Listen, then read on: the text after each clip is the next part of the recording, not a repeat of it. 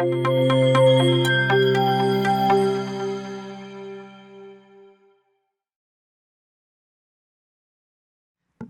thank you everyone for being here today. I'm Erin Hardick. I work for a publication called Latitude Media. We cover the energy transition. I specifically work on power and electric utility written and audio stories. And I'm excited to be here to chat with Pablo and Bashir. Pablo, we're in Texas, so I'm assuming most of you, if not all of you, know who Pablo is. He's the president and CEO of ERCOT, and sitting next to him is Bashir. Bashir is the CEO of Avertra. At Avertra, he works on big, large digital transformation projects at electric and gas utilities across the country, and that work covers everything from customer systems to workforce and operations, and Bashir can talk a little bit more about that in a second. And Pablo, I think a lot of these people know what ERCOT is, so I won't spend too much time talking about that, but you have quite the career in the electric utility space. Before joining ERCOT, you served as the vice president at NiSource and at NiSource Utilities and various other roles. So thank you for both for showing up. We have quite the discussion ahead of us. I think one thing that's overarching is this theme of load growth. It's kind of hard to ignore at this point. We've heard a few speakers talk about it. Peter was just on stage. His service territory is projected to have some incredible load growth numbers. So is ERCOT. Last month, you guys released new forecasts, and I think you can kind of go back and forth about what the actual numbers will be. But by 2030, demand could increase by 2 times what it is today and be up above 100 gigawatts, which is just a lot of power. It's a lot of power. You also mentioned in February that by 2027, power demand could outstrip supply. So that's something that's definitely worth discussing a little bit. So we're just going to spend the next 30 minutes talking about some of these big issues around resiliency, affordability, flexibility of the grid. And then we'll leave a few minutes at the end for audience Q&A. So if you guys could just leave your questions for the last 5 to 7-ish minutes, that would be so awesome. I'll just pass it over to Bashir to talk a little bit more about your work so the audience has a little bit of more of an idea of what Avertra does before we really dig into it. Is this on? Yeah, I think it is. Thank you for that. Very plain and simple. At Avertra, we like to solve complex problems. We use a combination of science, empathy, technology, and process engineering to automate as much as we can from a decision management perspective, all tying into a much better employee experience and customer experience. You know, one thing that we say is, you can't really have a great customer experience without an even better employee experience. And I think a lot of people forget about that when they're thinking about building systems and solving large, complex problems. So it's actually an honor to be here and to take stage with Pablo again.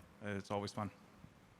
Thanks, Bashir. Okay, Pablo, it seems like maybe summer came early in Texas. Last week was very, very, very hot. Talk about how the grid demanded, or how the grid performed under this demand, and kind of what it tells you about the nature of demand growth today and the current environment that the grid is operating under. Thank you, Erin. Appreciate it. And thank you for the invitation to be here today. It's a pleasure to join the stage with Bashir. I've had the privilege of working around and with Bashir for many years now. And it's the kind of innovation and progressive thinking in technology that is going to, I think, be the pathway forward for so many of the challenges and issues that I heard prior presenters talk about up here. Yeah, it's gotten hot here in Texas. If you were here 2 weeks ago, it was just lovely. And now it is steamy and warm. We are the beneficiary of being in a very high growth state in Texas. We are one of the fastest growing states almost every year for the last 5 to 10 years. Economic growth continues to top the charts across the US here in Texas. And that's before we got to the whole conversation about what's happening with advanced AI data centers, the continued growth in crypto mining facilities, and just general industrial growth that's happening throughout the state. And so with all of those factors kind of driving this kind of load forecast that we've been talking about, what we're seeing at the same time is real innovation and real investment coming to Texas that's helping us to manage all of those challenges. I think it's important to spend a little bit of time kind of setting the stage since Winter Storm Uri. So Winter Storm Uri occurred back in February of 2021 when an incredibly extreme cold winter event came through the US and through Texas. And we saw some of the coldest temperatures in Texas history during that 4 or 5 day period. And it led to rolling outages on the ERCOT grid, unfortunately to loss of life of hundreds of people across the state of Texas, an incredibly difficult period of time for Texans. And it really shook the faith in the reliability of the electric system here in Texas as well. And for the last 3 years, since that event, we have been working very hard to define pathways forward to improve that reliability and the confidence in what we know is one of the most innovative and reliable electric grids in the US. First, coming right out of that event, it was about, what are the immediate things that we can do in order to provide improved reliability. And so you saw the Texas legislature respond immediately and mandate weatherization of power plants and of gas facilities across the state, because that was one of the largest drivers of the loss of supply, was the freezing of these facilities. That weatherization went into effect within 1 year of that event. So immediately, as soon as that event happened, the legislature happened to be in session in 2021, passed a law, and by that winter, we were already inspecting facilities across the state for their performance capabilities. Since that event, we have had multiple extreme cold weather events that in other parts of the US have seen loss of supply because of extreme weather demands, but that hasn't happened again in Texas. And the impact of that weatherization is something that's really, really critical here. And the other thing that I point to is that our ability to make changes in our market very quickly to be responsive to what's happening in the Texas grid is one of the strengths of the ERCOT independent grid that we operate. ERCOT is different than the other grids around the US that were highlighted in some of the prior presentations in that we're effectively an electric island here in Texas. So that means that we are separated from the eastern part of the US grid and the western part of the US grid. And we have to manage all of the risks and issues within kind of our four walls. What that means, though, is that we're also not subject to FERC oversight. We're not subject to Federal Energy Regulatory Commission oversight. So we can change the rules around how our power markets work and how our transmission siting rules work without having to get approval from FERC authority. That gives us agility and speed to drive change. And that's what's been happening over the last few years, as you've seen things like the weatherization program. You've seen new ancillary services developed, like a firm fuel supply, a new rapid response service called ECRS. These are tools that were added to our portfolio that we could use to operate the grid more reliably. And then on top of that, there was the natural economic strength of this market that led to an explosive growth continuing in solar and batteries over the last 4 or 5 years. We have seen over the course of the last 10 years more installation of wind and solar here in Texas than anywhere else in the United States. And we also, probably at the end of this year or by the end of next year, will have the highest implementation and installation of batteries, utility scale batteries. And it's the combination of those coupled with a very consistent performing thermal fleet that is leading to the improved performance we're seeing on the ERCOT grid. And NERC, which is the National Energy Regulatory Commission that oversees the reliability of the grids for the United States broadly on behalf of FERC, they just published their summer risk assessment, their summer reliability assessment. And they highlight and point out that here in the ERCOT region, from last year to this year, the probability of getting into an emergency condition during August, which is typically the peak season here, went from about 15% probability down to 3% probability this year. And again, that's because of the rapid growth in solar, in batteries, and the strong, consistent performance of our thermal dispatchable fleet that we're seeing that kind of improvement in performance. So even though it's getting very hot here right now, Last week, we didn't have any issues. We had plenty of supply and capacity available. I expect we'll be able to weather most of the challenges that we'll expect to see here. And we'll continue to work every day to try to improve reliability and resiliency. Thanks, Pablo. Bashir, can you talk a little bit about how you see technology playing a more prominent role in grid flexibility and responsiveness? Pablo just talked a lot about batteries, which many people tout as a very flexible resource and meeting the grid's needs in those kind of times when maybe more stable supply is not available. So talk about how you're working on technology solutions to kind of meet the grid needs in those emergency situations. Yeah, I think all this growth on the surface looks like a net benefit, right? But then there's all this underlining risk under it. The first question I think all of you would ask is, are our teams ready for this growth? Right? And then where can technology come in and aid, right? So a lot of us actually, as business owners, as leaders, sometimes really don't have an understanding of the weaknesses of our team, right? And this is where you can use different types of simulation systems to actually put your teams in hardship and see how they operate. Like, for example, we're all expecting our teams to be able to support us during hurricanes, during cyber events, during storms, during freezes, but have they ever actually practiced those scenarios? Have you actually seen the response and how they're going to respond, whether it's in the call center, whether it's your IT department, whether it's your field technicians, or even your own leaders and how they're making decisions in these types of scenarios and situations? So this is where I really see, technology coming in, using augmented and virtual reality and creating these types of situational training programs using IT and measuring actually the response time and the reactions of our teams becomes really critical, right? I think that's a really big play for technology. Another key thing here is, honestly, automation isn't always the best solution, especially when it comes to high touch point, critical times like during hurricanes, right? You could have, for example, algorithms misinterpreting certain types of demand triggers and turning off parts of your grid.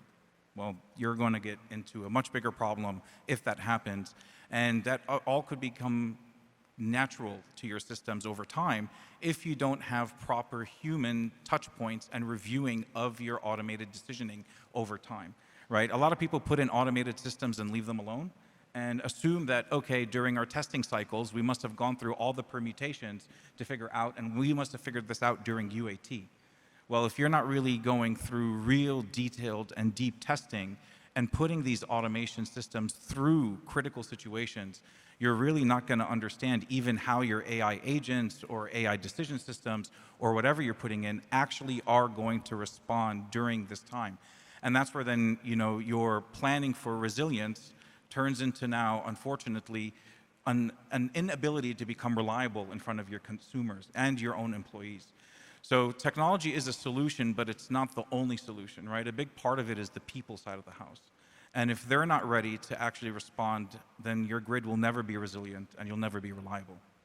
Yeah, if I can just add to that, I think that's a great point. And having, the concept of trusted AI is something that is becoming a growing part of the conversation where, you can get answers from any type of an AI model. The question is, how good are those answers, and how high quality are the inputs to that? How high quality are the potential outputs to that? And that's a really important issue, especially like in our business. We're also starting to look at ways where we can leverage the strength and the utility and versatility of AI tools to help improve the complexities of operating a grid with as much variability that we see today. There's two areas where we've already started some development and piloting. One of them is in trying to predict the state of charge of batteries in the future. That turns out to be a fairly challenging thing to anticipate and to model, because batteries have a very different operating model than other type of resources on the grid do. They're not traditional generators of power. They are basically a time displacement use of power. They hold power to a point in time where it's valuable to release it, and then they release it and they choose to charge and bring power in at times where it's advantageous to do so. And during the course of a day, a battery operator is thinking about, what's the optimal time for me to leverage the storage that I have?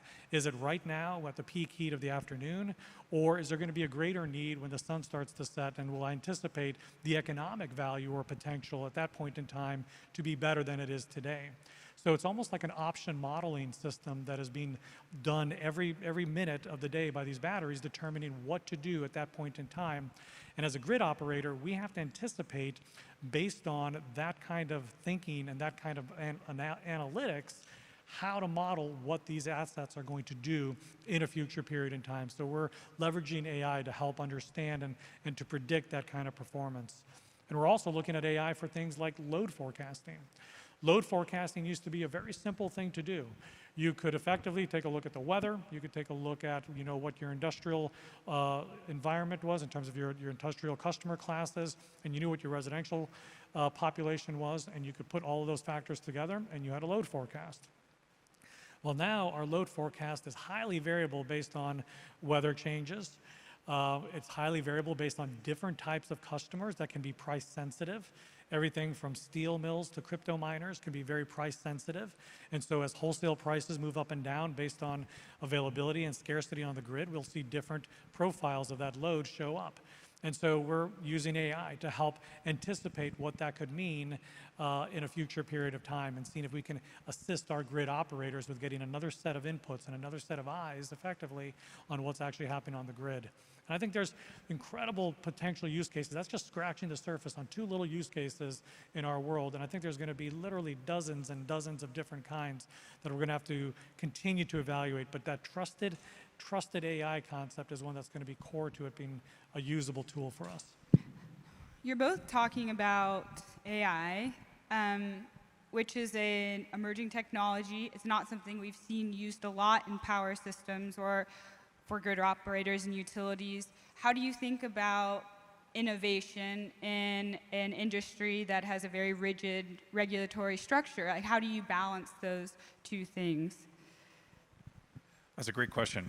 The key word that Pablo mentioned was trust, right? And just like even between people, it takes us time to trust each other, right? So it's going to take a long time for, I would say, legislative bodies and regulators to have the comfort level to allow AI to actually achieve its maximum potential, right?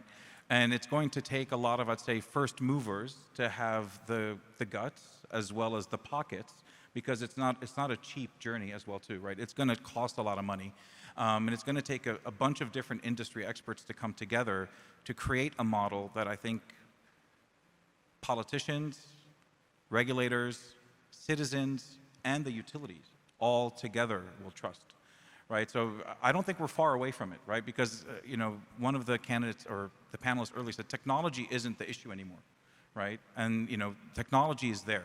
AI is available. It's more available now than it's ever been in the world. I think probably most folks here have a ChatGPT or Claude or some form of LLM app on your phone today, right? So we all have it in our hands and in our pockets, and it creates this sometimes unrealistic expectations that I should just be able to plug all my systems into here and to see rapid change, but not really taking into consideration the course of action that it would take to get to a point where you have trust, like what Pablo mentioned, right? So from my personal perspective, I think we're probably around 5 to 7 years away from getting to a point where there's that trust standard that's truly being defined in the energy space for folks to use that. And I really hope whoever does it open sources it and doesn't make money off of it, because everybody should use it.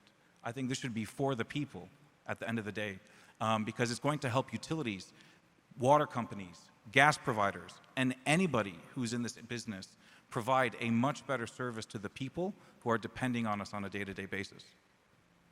Yeah, and my perspective on I agree 100% with that. And I think in ERCOT, we're going to probably see the potential for some of that growth and development perhaps happen a little more quickly in our energy space because of the natural economic incentive that underlies the way our market works. And so here we have a highly deregulated market construct where retailers are able to offer what they believe to be the best solution and best products and services for their customers, and they compete against each other to meet the needs of those customers.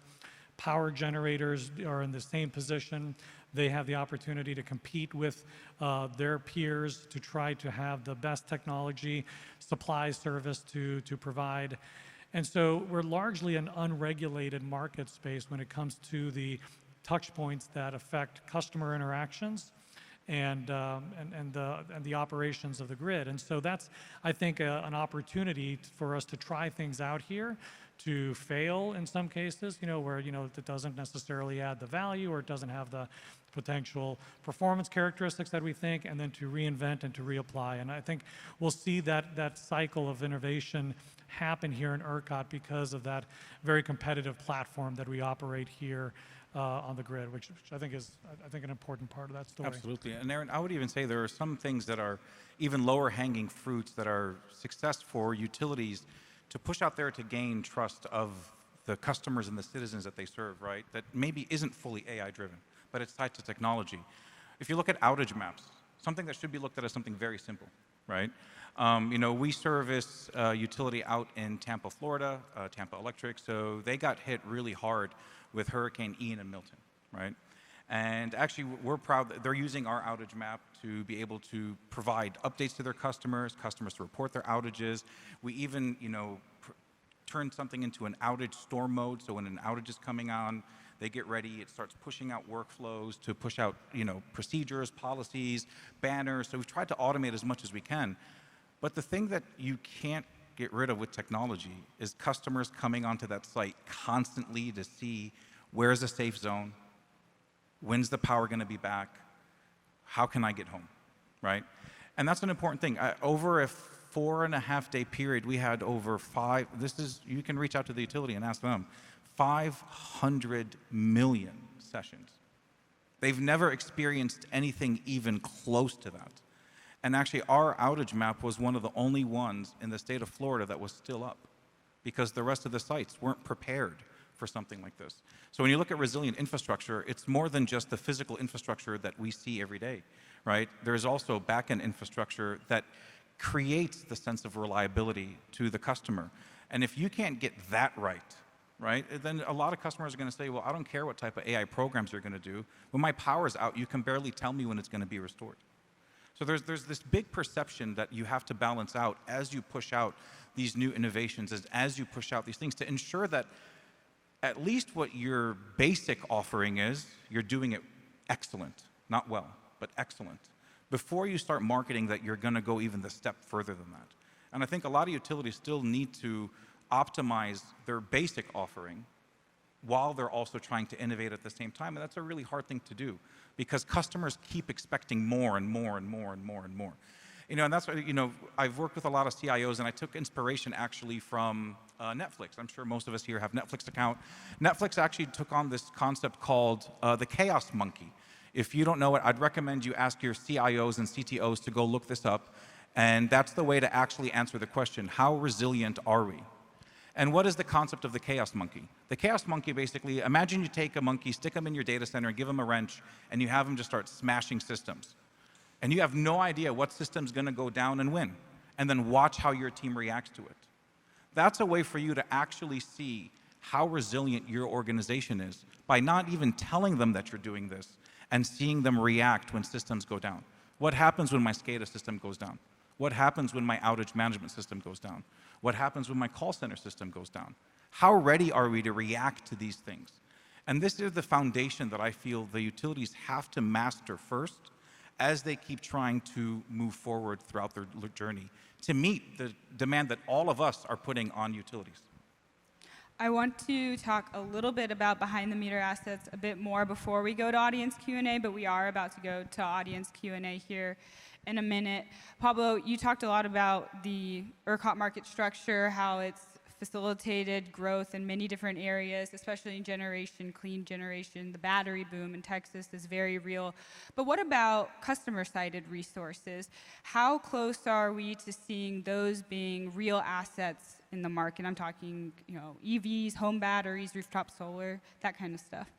Yeah, it's actually a reality today in Texas. So we launched 2 years ago essentially a virtual power plant type of pilot. We call it the Aggregated Distributed Energy Resource Pilot, ADER. And it is intended to qualify aggregation of these types of resources that are behind the meter at a residential or commercial level, things like rooftop solar, electric vehicles, smart thermostats, battery walls that are installed in homes, and being able to aggregate them to be able to provide services to the grid. The innovative concept was not being able to prove that those could combine and deliver energy. What was really innovative was actually leveraging them for ancillary services on the grid. And we were able to prove that it was able to do so with the kind of telemetry and performance characteristics of a group of aggregated resources. And so we have that today. It's small. It's it's under 80 megawatts in size, and it's largely in the areas down around Houston and Dallas where you've seen the clusters of some of these aggregated resources. But what this platform is going to enable is essentially a broader market service that we're going to be able to open up once this pilot finishes and we transition it to essentially just a set of protocols for how a set of aggregated resources needs to perform in order to be a grid participant. And we'll be able to then leverage them in the dispatch process for regular energy supply, and also they'll be able to sell in day-ahead energy services through the ancillary services market, which is another level of performance as well as economic opportunities that this offers. And I'm really excited about that. I think further and deeper integration into behind the meter and into residential consumer participation in energy services is a significant step forward for grid operators across the globe. We're well positioned here to do that because we've got that competitive economic platform that we can use to incentivize doing that. And I think we've also got the kind of innovation and technology companies that are coming to Texas to partner with customers to provide these kinds of solutions. And I think we'll see that kind of progress continue to grow here. Okay, great. We have time for maybe one or two questions. There's a microphone up front if you'd like to ask Pablo and Bashir a question. Thank you for this terrific panel. And Pablo, thank you for the great job you've done for Texas. It's really amazing all the pieces that you hold together. You've talked a little bit about how generation has grown in the last few years. Would you talk about the percentages of that? And then in light of 3 bills that are pending in the Texas legislature right now, Senate bills 388, 715, and 819, and the impact they would have on the growth of generation in our great state. Thank you. Yeah, so the question refers to, one, if you look at the growth characteristics of the ERCOT grid over the last 5 years, it's very largely been through the development of solar, batteries, and wind are the 3 largest fastest growing resources on the grid. And there's legislation now that's being considered that is its intention, the intention I believe is sound in that it's trying to find ways to balance the growth going forward. And so as we've talked about and other presenters have talked about, needing to support this growth with the kind of energy supply that can meet the demands of that growth is what utilities and grid operators around the country are trying to contend with and what they're trying to accomplish. And so only developing one type of resource alone typically is not the diverse portfolio that you want in order to support that kind of growth. Here in Texas, we have seen growth almost exclusively with solar and batteries. So legislation is being contemplated that would effectively require a certain amount of firming to be done to those renewable resources and ensure that their output is guaranteed with either backup thermal supply or with backup batteries. And while the intention is to provide more of a balance going forward, the concern that's out there is that that could slow down the growth of new renewable resources here in the coming years. And if it were applied to existing assets that are installed already, it could potentially make those existing assets less economic, and depending on market conditions, it could be at risk of closure. And so those are concerns, obviously, when you're looking at a high growth environment, which is where we are today. We're looking forward at rapid growth over the next several years. We really need and want every energy source to be coming onto the grid. We definitely would like to see more thermal, long duration supply coming on the grid, but we also want to see all of the type of supply that's been coming over these last few years continue to grow and invest in Texas. Thank you for your question. Okay, that was such a great question. It's actually the only one we're going to take. We're out of time. It's time to bring Jason back up here, but please give Pablo and Bashir a round of applause. Thank you.